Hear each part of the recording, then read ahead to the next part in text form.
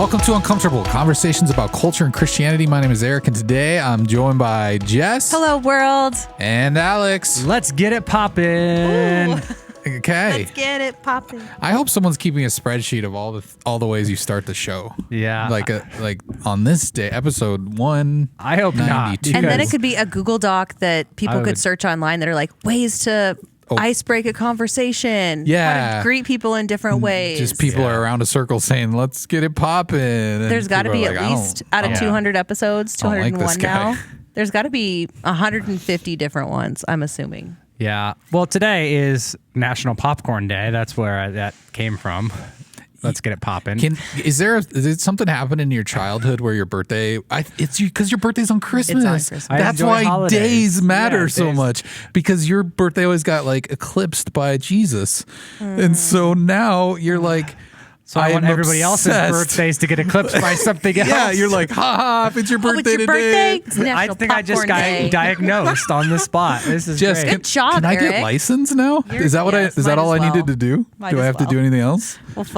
If you could update me, I'll fudge something. Okay. This is great. I'm gonna. Do you like fudge on your popcorn? What's the preferred way? Oh, popcorn, I feel like popcorn is my favorite. It's so simple yet 2 counselors on this podcast. Yeah, it can be. Like, it's one of those things that has been around forever, but it's exploded in the last few years, especially Skinny Pop. It literally explodes. And it does.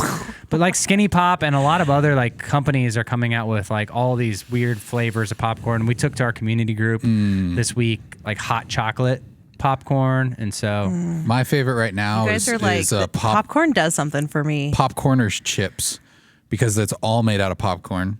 And you never have to worry about getting an. Can we say Old Maid? It sounds like a slur or something now. But a kernel. I've never heard of it referred to as that. As an Old Maid? No. I have older parents, so that's the way that they would refer to it, I guess. But yeah, like you don't have to worry about that, or the skin. The weird like kernel skin husk. Yeah, is that what it is? Yeah. I heard someone on a podcast recently talk about Cornhuskers and say, no, that was not a slur. That's what they call themselves. That is bug eaters. That is how you get to the corn. Yeah. You husk it. But yeah, I think the popcorners are the ultimate form, because they can be flavored however, and they're healthier than chips, it's just like popcorn. Give me some straight. Is it actually popcorn though? Corn. Yeah, 100%.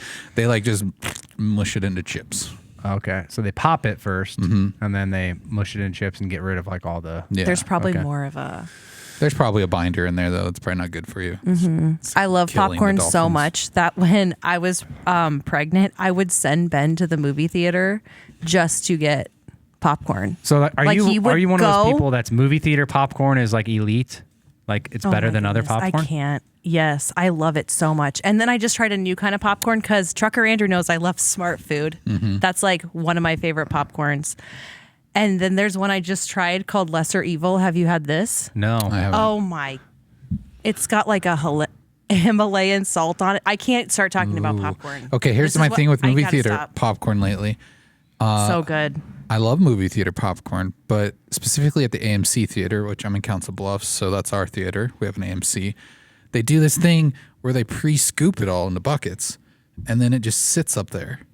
And by the time they give it to you, it's not fresh anymore. It's like cold. And like I go to the movie theater to get hot, fresh popcorn that was just made. And like, why would you give me this? Eric. And I don't know what to say, because I'm non-confrontational in those situations, because they're service workers. I don't want to complain. This is what you say, Eric. I don't want to go up there and you say, ooh, I love movie theater popcorn. Do I start with ooh? Yeah, you can. Ooh. And you'd be like, ooh, I love movie theater popcorn. Could you make me some fresh popcorn? And even if it's already wrapped, you can be like, ooh, can you put some butter? Can you open that bad boy up and put some butter on there? And be like, ooh, it's okay if I missed the previews. I am telling you. And then here's another way to get really good movie theater popcorn. As they're doing it, you're like, wow, you are so good at making popcorn. Do you find that? And I absolutely do it, and I get fabulous popcorn. You ask every time for fresh popcorn? Yeah. Do you add ooh at the beginning of every sentence? I'll do. I may add another. You should. Wow. These tips are with how much invaluable. you're paying though at a movie theater. Yeah, you should have the freedom to. I think so. Ask for you guys. Here's another. Go ahead. The bucket at the beginning of the year. So like January, you got to go get the bucket for $20, and then the rest of the year it's like $3 to fill it up. Well, AMC has free refills. Are you talking about the paper bucket? No. There's like a special bucket you can bucket. buy. Like a yearly bucket? Yes. Like Vala's, you can get the Yes. cup and okay. Yes. Well, 100%. even Where better. I go to Marcus. I'm like okay. a Marcus. Oh, so it's not an AMC. purist Snob? for sure. Okay. But oh yeah. AMC, I if love you them. get the large, just paper bucket, you can refill that for free while you're there. Yeah. So, I mean, ethics aside, just go in and clean out someone's old bucket. And just get all you can eat. You get free popcorn. Do they fill Eric's that bucket? ick. Yeah. That's what he does. They fill that bucket or they fill... I don't do they give you that, a but I'm new just one? saying, if you're okay with that, you could get one out of the trash can and hand it to them. I'm Do sure. they give I'm you a sure new somebody's one? on it. That I might thought- even be I better. thought typically they had to give you a new one. You guys know I do not watch movies yeah. hardly, attend movies at theaters. It's been a long time. So, but popcorn. Anyways, I mean, you can good. get popcorn other places too. Do you have a popcorn brand you prefer? At home? One of Aaron's family members, they have popcorn, so they grow popcorn. Oh, they grow popcorn. They grow popcorn. You're like, what if her family? And members- so They keep it we in their get pantry. like Ziploc bags of it. We keep it in our freezer actually. Once you've opened it, fresh popcorn, and then we are just these the kernels or? kernels, yeah. Okay. And then we always do coconut oil. So Yep. that's typically how we yeah. do it, and then just throw some salt my on it. I'm not goodness. like a butter guy, but there's definitely a different taste, like There just is. a hint of a different taste with Ooh. coconut oil. Yep. Rather Are you than saying you don't like butter, or you don't use it because of health I just don't. reasons? I don't like it. Oh, on It gives it a popcorn. different flavor when you use coconut. Yeah. I mean, but it Oil. definitely have to have the right amount of salt. Oh my goodness. for sure. Anyways. There's these, if you like, I unashamedly I like Doritos. I try not to keep Doritos around the house because I will eat Doritos. Can you do the Dorito challenge? But there are Or you put the whole chip. sideways. I've never Sideways. tried it, but I bet I could. Okay. I got a big mouth. If you go to Sam's Club, they sell Doritos flavored popcorn. And so it's like the nacho Yes. cheese, and they've had Cool Ranch It's- before, but it's like limited when Is it's that available. a smart food? Is it? Maybe it is. It is. I think it is. You're right, and it's so good. God and it's bless like it. it's just popcorn with the cheesy, dust. yeah, like from the nacho ferry. They just put little dust. I on will it. tell you This guys is one incredible. thing. So When I brought this up today, I did not think that this was going to be quite as poppin' of a conversation. I could continue on. Prophet Alex about it. prophesies about popping I have a popcorn conversation. story about when Ben and I first started dating because my whole family loves popcorn. Yeah. We went to this is again at a movie theater. We went to a movie theater. We went to see Les Mis, and Ben. It was like Ben had just moved to Nebraska. We're all sitting in this row, and Ben happened to be on the end, and we bought like 3 large popcorns, and my family ate that popcorn before the before the previews were done, a lot of and they were popcorn. like, hey, pass this down since Ben's on the end. Can you have him go get refills? So Ben had to go get the refills on How the many end. And buckets? it was like 2 buckets, Oh. 3 buckets. And so he still talks about that. He's like, this is, When I was dating This is one of the things I Christina, remember. I got a big bucket of popcorn, and I put an engagement ring at the bottom of it. So when Stop we were it! like when we were eating the popcorn, it got down there, and it was no, I didn't. That was a lie. Okay. I just made that like- up. Sorry. This just got just so sounded like a good epic. I story. was like, we are on another level with popcorn. But the thing is, I would believe that. Yeah, it would've been I would good. actually believe it. That would have been a great oh story. my goodness. Well, That's incredible. Sorry. People better get their popcorn ready. If We you're have a guest proposing, today. though, I gave you a freebie, free idea. We often don't talk. If you're new to the podcast, you just started listening after 200. That's true. Oftentimes, we don't talk about popcorn. No, we No, don't. it's just we got really excited about. But we are passionate We're people passionate. about popcorn. You know what else we're passionate about? It's kind of like corn. That's where popcorn comes from. Yes. Cornhuskers. And today I got to interview a former Nebraska Cornhusker, Nick Henrich. And so I just love getting to interview him. I followed him, especially because he played at the high school that I went to many years after I went there. Played for Nebraska for several coaches, got recruited by Scott Frost, played for Mickey Joseph, played during the NIL era, and then also for Matt Rule this last year. And just talks about his identity. So he wasn't really following Jesus, you know. It was just about football and his career and making a name for himself. And he shares a little bit about that. And then he shares how he found Jesus and his discipleship process of even being baptized by a teammate here in the last year. So really cool story about his faith, some insights, kind of in the locker room, per se, of Nebraska football over the last few years, and just a joy to have gotten to interview him. So Cool. that is up next. All right, well, we'll look forward to that. Stay tuned. Well, as promised, I am joined today by Nick Henrich, Nebraska linebacker, and what's more special to me is former Burke High School Bulldog. Oh, yeah. As a not quite a legend there myself, get to sit across from a legend. But Nick, just love to hear a little bit about yourself. Introduce yourself, where you're from, maybe family growing up, and then we'll go from there. Yeah, awesome. Like I said, I'm Nick from Omaha. Been living in the Omaha area my whole life. One older brother, and always looked up to him. And just he went to Burke, so I kind of followed in his footsteps and got to play with him for a few years. He's 2 years older than me, so that was a lot of fun. And then, yeah, just kind of crazy. Recruiting was wild and really took off with me and my buddy Chris. So that was kind of cool to go through that with him. And then just found that journey. Ended up winning a state title, first one in Burke history, I think, for football. Yeah. Go Dogs, right? Yeah. My kids are going to be disappointed because I always told them that you followed me to Burke. And so now they know you followed your brother. Okay, well, we don't need to tell I'm them. not that influential. How old are they? My son is 11, so he really doesn't. I have never said that. Then we'll be okay. Yeah, we'll be good. Cool. So, yeah, what was that like, I guess, just going, just through the recruiting process? We're airing this a little bit later, but like today's National Signing Day that we're actually talking, which is kind of fun. So what was that process like? And it was a fully different staff, fully different. I mean, what you committed to and what you're walking out of, man, life has taken you on a journey. So what were you expecting maybe like National Signing Day? And let's go from there. Yeah, it was being recruited in general was super crazy and honestly very overwhelming. Just the amount of calls and visits. And it's like you didn't really have a free moment because you were always on the phone with a coach or always doing something. And it was just, I was honestly sick of it. So I wanted to just get committed and find the school I loved. And through the process, I really did connect with the Nebraska and Frost and the whole staff there at the time. It's obviously different when you're there, but being recruited for sure, I was like, wow, this is the perfect place for me. And I wasn't one of those kids that was gonna for sure go to Nebraska. Like I was very open to all the schools that recruited me, and I just ended up feeling comfortable with them and going there. Yeah, that's fun. So, what was it like? Just your first tunnel walk? Like a Nebraska kid, whether that was the spring game. So, what your first year was that? Frost's first year? No, his second year. Yeah. Okay. Mm-hmm. So what was that first tunnel walk like? Walking out as a Nebraska kid, like what was that feeling? It was crazy. So yeah, I blew out my shoulder the first year I was there, so I didn't really play my first year. But I remember just even being in a jersey and shorts, walking out there, I was just chills. I was like, oh my good, like this is unlike anything in the crowd, and yeah, it's a moment I'll never forget for sure. That's so cool.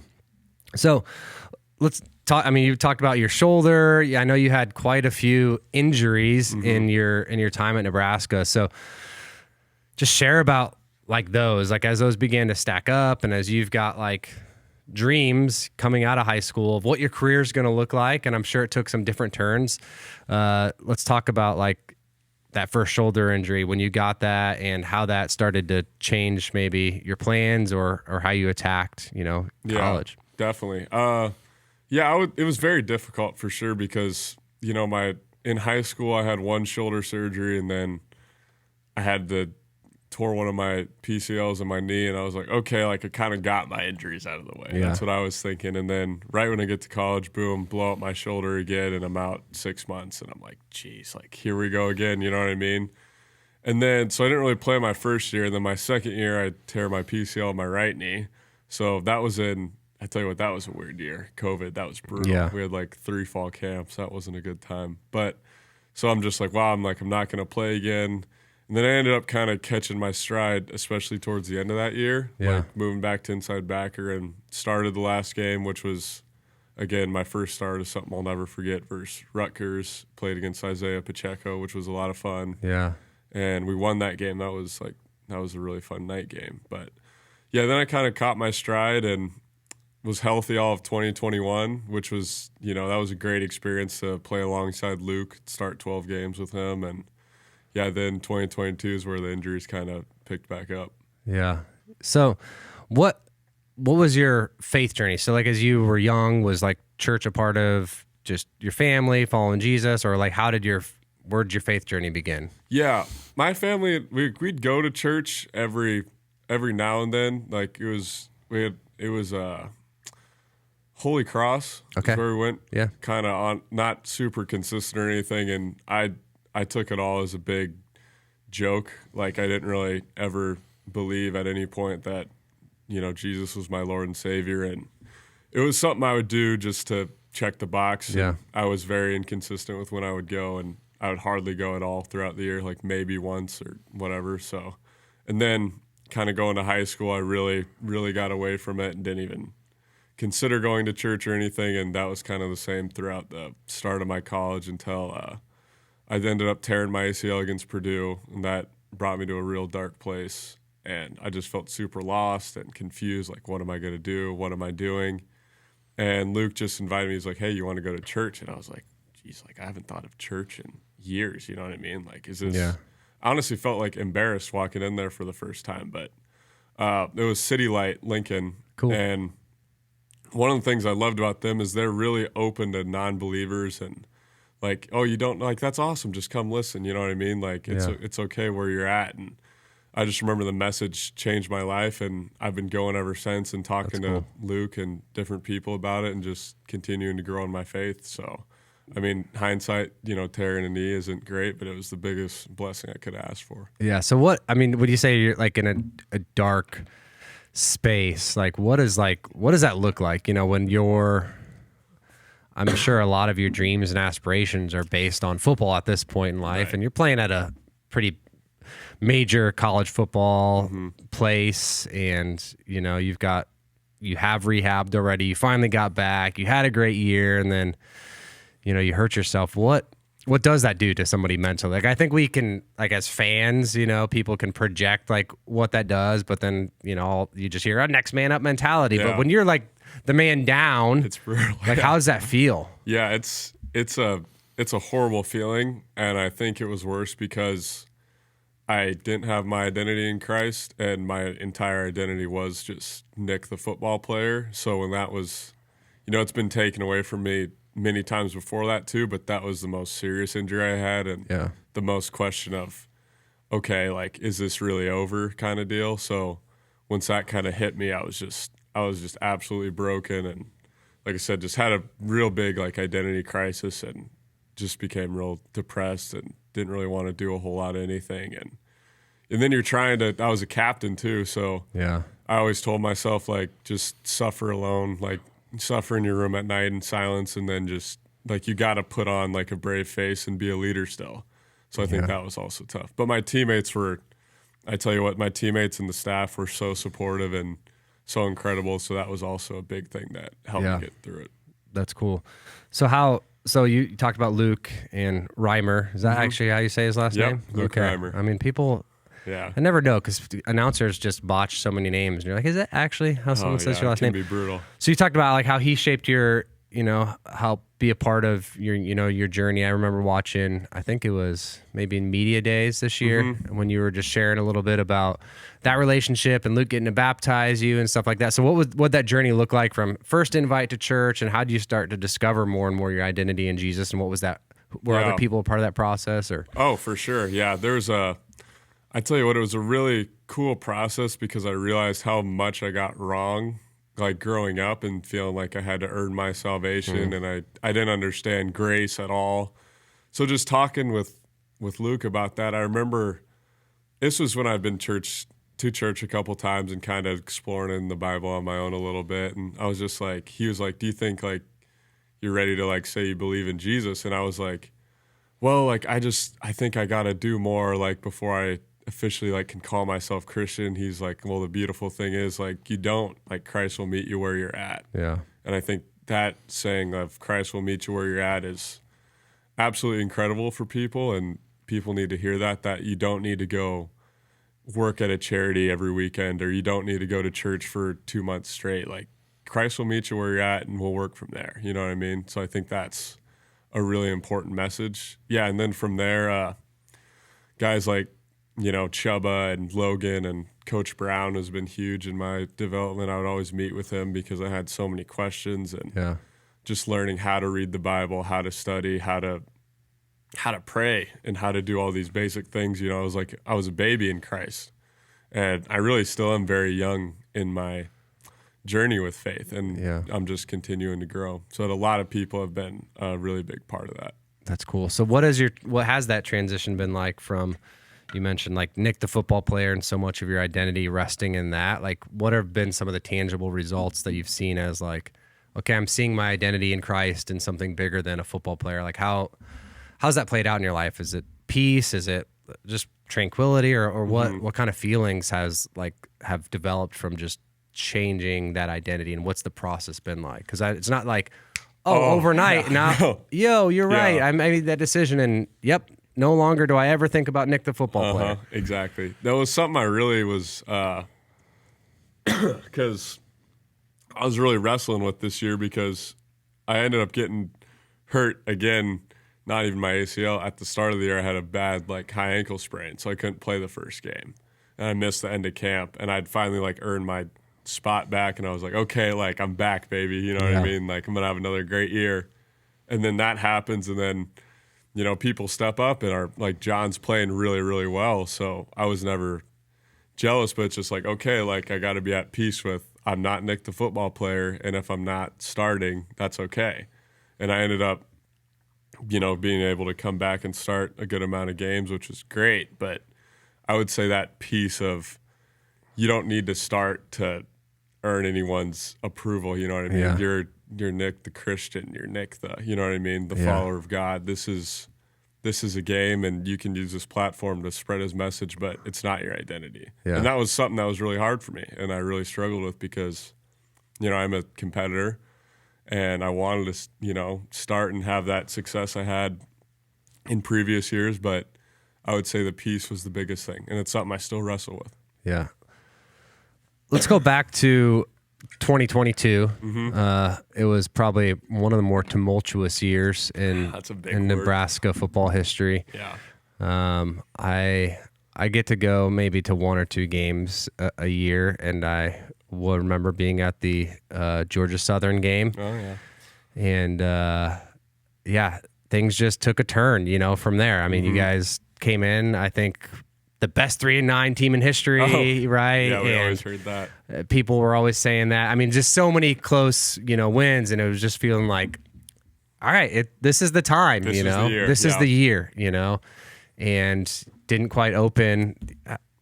I mean, that canceled game, Frost's first year, I hang a lot on that personally as a fan. But anyway, back to last year.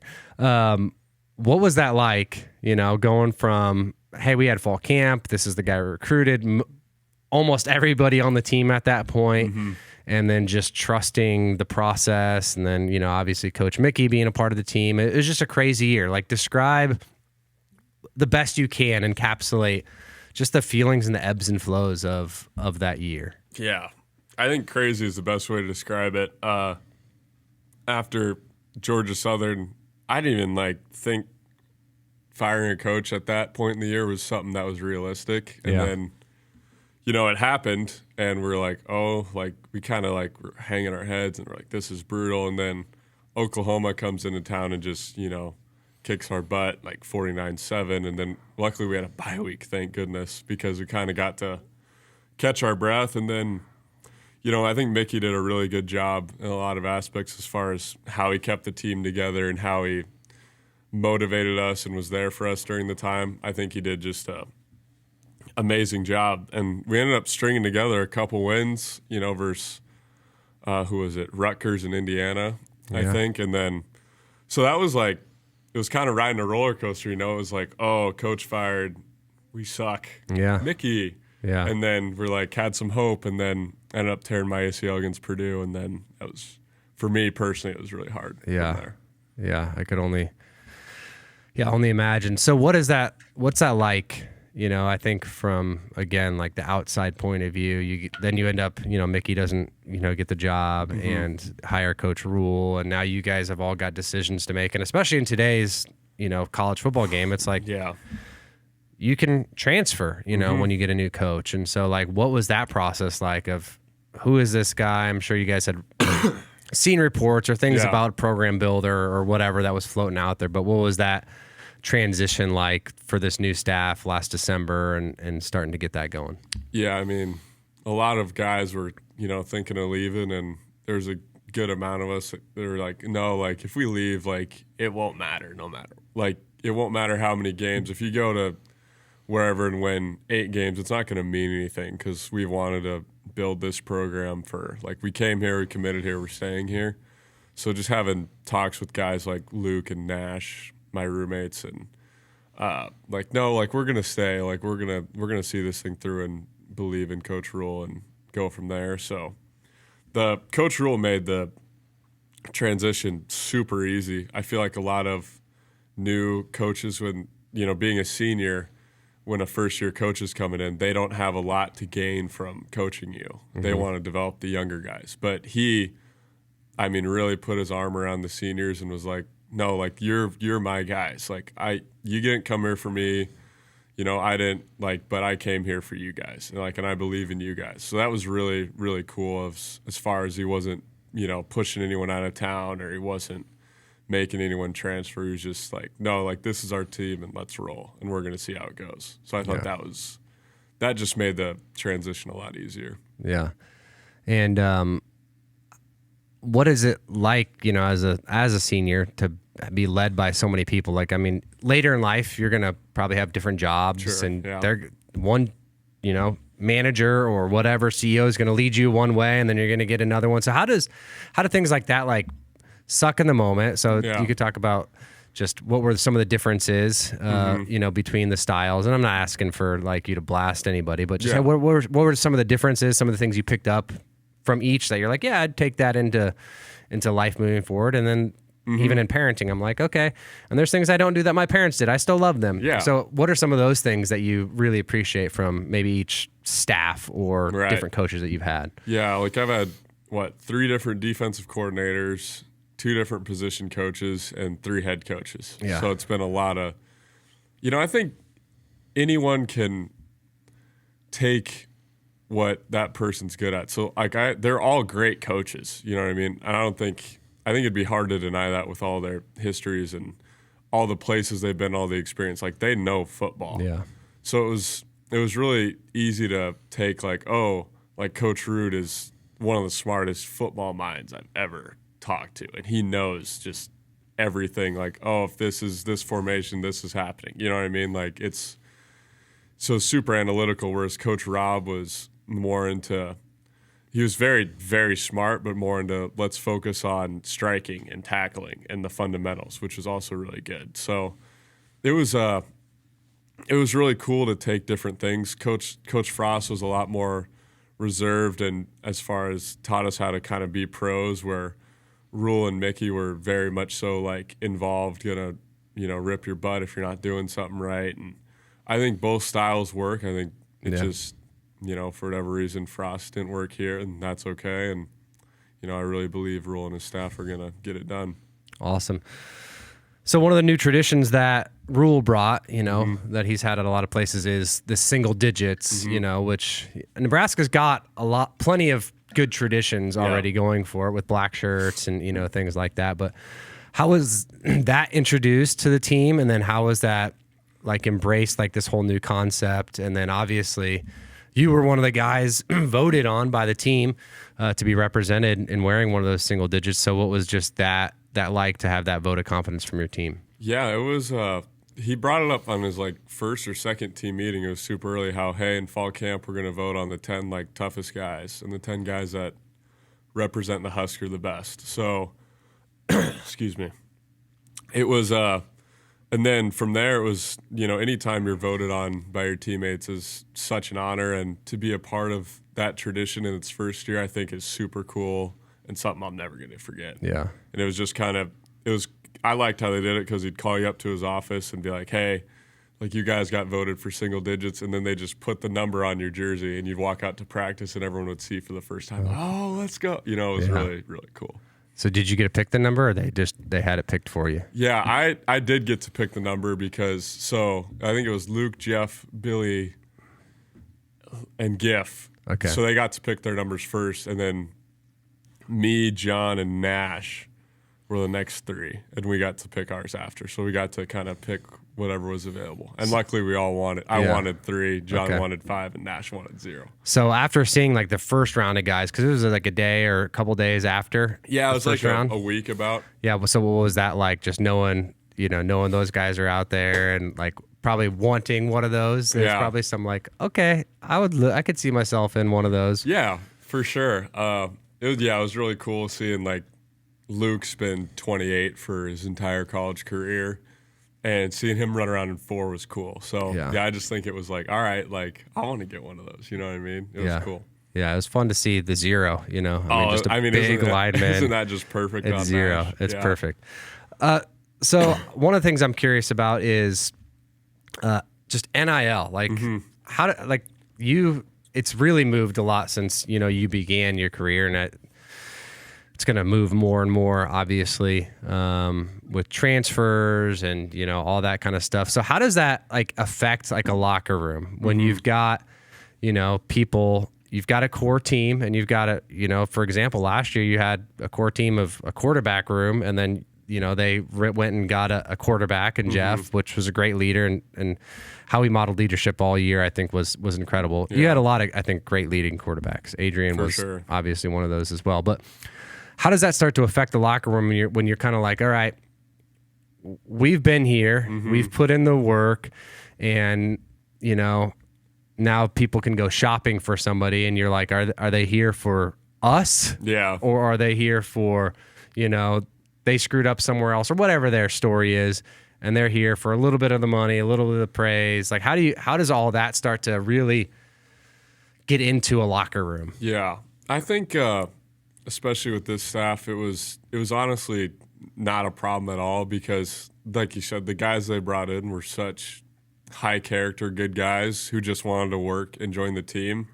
It didn't really matter like, oh, he's making more than me. Like, no one really cared about that, because it was like you said, like you bring a guy in like Jeff, and you're like, oh, like I can respect this guy. You know what I mean? Like he's here for the right reasons. And same with guys like Billy and all the transfers we did have. So I can definitely see how it would be a problem in college sports, because people are transferring to make millions of dollars, and it's hard to who's right. I don't know, but it's a crazy era for college football. Yeah. And I could imagine, I mean, as a player, I could imagine you've been biding your time, you've been grinding, on a team, in a system for so long. And, all of a sudden there's that trust between you and a coach that's like, hey, trust the process. It's going to work and all this. And then they bring in somebody that's just got to do a lot of mental stuff for like a player to mess with that. How does just NIL in general, like the comparisons, does that or do you guys no one ever talks about it in the locker room, or what's that look like? No, I think people definitely talk about it, but I don't know. I really never did. I really didn't care that much. I think at a certain point, it's just, you just play it because of the love of the game. Yeah. And I felt like I was making more than I deserved, and I was like, I'm happy with what I got. Like, I don't really need to be jealous of, oh, he's making more, he's not. Like, I played more than him. Like, I don't know. But it is a weird topic and a weird thing to discuss in a locker room. Yeah. Do you have any thoughts about what the future of that holds, or what your confidence in that, or regulations, or? I think there's got to be some sort of regulations, I feel like, because if you're a good quarterback and you go in the portal and you're going to get $1 million, there's just going to be, it's going to be the Wild West out there, and it kind of is right now. But at the same time, like, people do deserve to be able to make money off their own name, and your career can end at any point. We've seen that with guys like Colin Miller, who, luckily he's okay and he's walking around and he's healthy, but he almost got paralyzed my second year. So it's like you kind of got to also hold that side of, well, these guys are making money while they can, and it's never guaranteed. So, I don't know. But I think personally there should be some regulations, but we'll see. Who knows? So you're retired. I'm retired. From football, at least, not from life. But hopefully not. Yeah. What are some of the things, like the biggest lessons you're going to take from just your journey at Nebraska? I mean, wild journey. Most people that go to college are not going to have the journey that Nebraska had, just with coaching and COVID and I mean injuries. Like what are some of the things that you're like, man, they sucked, but I'm thankful for, and I'm excited to learn and teach these in the future, and hopefully they impact me, but they allow me to impact others. Yeah. I mean, I think the biggest one, I mean, coming to Christ was just, I mean, that is what all these things really ended up leading to, and that's going to teach me more lessons than I ever deserve or ever can fathom, you know what I mean? And that's the big thing I want to like give back and try and use this story as like, no, like this is what it led me to, and this is how it's impacted me. And if I can impact others and help turn others to Christ that maybe had a similar story to me growing up, you know what I mean? I think that means more than anything. I love going to talk to kids about Jesus and this just Christianity and everything. So that's my real purpose now, I think. And just handling adversity would be the other main one, like how to deal with adversity, how to deal with hard things, because we did go through so much and there's so many ups and downs. But regardless of how bad it is and how bad you don't want to get up and your first day of a new coach and you don't know what to expect, you still got to get up and go to work. I think that was the biggest thing. Yeah, that's cool. So what is next? What's next for you in life, and still trying to figure that out, or what are the next steps for you? Still trying to figure it out. Like I said, I just had surgery, so I want to get healthy and get off crutches hopefully soon. But I'm going to end up working in the athletic department for Trev this next semester to kind of see if I want to stay in that area. And there's a part of me that wants to go back, and I was kind of doing a part-time master's program with marriage and family therapy, so I'm looking at maybe finishing that too. And I love strength and conditioning and helping, you know, especially like middle schoolers, like overcome like obstacles and become stronger and faster. So, and I'll definitely be doing something, whatever I do, with spreading the word of God. So whatever I'm in, I just hope to be able to do that. So right now, next semester, you'll be in Lincoln, figuring that out, and then go for the next steps from there. Yep. I have no idea. Yeah. You brought up, you had 2 ADs too, didn't you? Yeah. Sure did. Mean, man, that is, I don't think anybody or any season of like Nebraska athletics has ever been through so much change, and you got to live through it all. We got to go through it all. Congratulations. Thank you. I got a coach this year, like my oldest son, my only son is also my oldest son. I got to coach him in like this basketball league this year, and he's a 5th grader, and we signed up for this NBA junior league and didn't realize that we were basically signing it. Like they kind of made it like, hey, just sign up. It's 4 weeks, 3-on-3. You'll get put on a random team. It's just a great way to play before your regular season. I didn't realize when we played and I met all 5 kids that were on my team for the first time that never met each other, that we were like the warm up for every select team. And we were just getting crushed. Like I remember like the first week, just, you saw the other team in warm-ups and you're like, I was personally defeated as just the coach. And I'm just like the parent out there. I'm not even really coaching these guys. I just met them. But it did remind me how many just great lessons there are in sports. I mean, I have like these 5 kids that they could all just be like, Mom, I don't ever want to show up again. Because I think we lost by like 50 points, which is hard to do in a 16-minute game of 3-on-3. And I just remember like looking at the kids and like, this is so much of your life is going to be like this, guys. You're going to be put on teams of random guys or guys and gals and you're going to have to learn, how do we work together? Like, it doesn't matter if you end up winning a game this season, like the lessons that you're going to learn as like little 5th grader, like just persevering for 4 weeks. It's not that big of a deal, but learning, hey, how do we do this together? How do we enjoy this together? How do we make one another better? How do we find out, our strengths and how that helps the team? there's so many just great critical lessons that I think sports and teach us. And it was just fun to get to be a part of. And I got to write like them affirmations. I wrote them all a letter, you know, and they'll probably never remember me. I coached them for 4 weeks, but wrote them all a letter of like, hey, I loved seeing you do this and all those things. And so taking that time, I think, to invest into younger, you know, middle schoolers and things like that, and share your life story and journey, I think will make a big impact more than you realize as you continue to move forward, which will be a lot of fun. So, man, Nick, this has been, it's been fun. Yeah, you know, as a really fan, has. as a former Burke Bulldog alumni as well, just fun to hear your story. Anything else you just want to throw out there, add?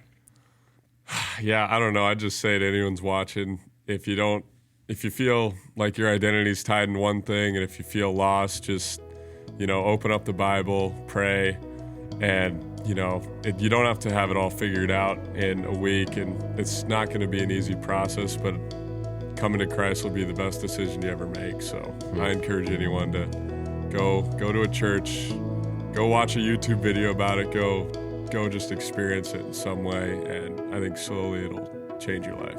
That's cool. All right, well, everybody, thank you for listening today to the podcast. If you've got questions, you can call us anytime or email us podcast@cccomaha.org. But until next time, we'll talk to you then.